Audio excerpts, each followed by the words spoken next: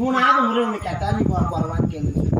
சரிண்ணா இருக்கட்டும். சரி, ஆனா இங்கிருந்து போவேன். எங்க அஸ்னாபுரம் போவேன். ஆமா, சீக்கிரமா போவேன்.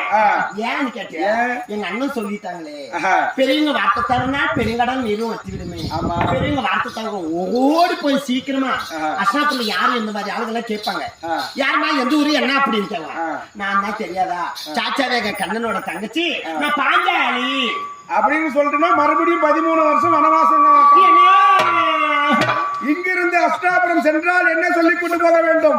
நீ எந்த ஊரு எந்த தேசம் என்று கேட்டால் நான் மலை குரத்தி அப்படின்னு தான் சொல்லணும்.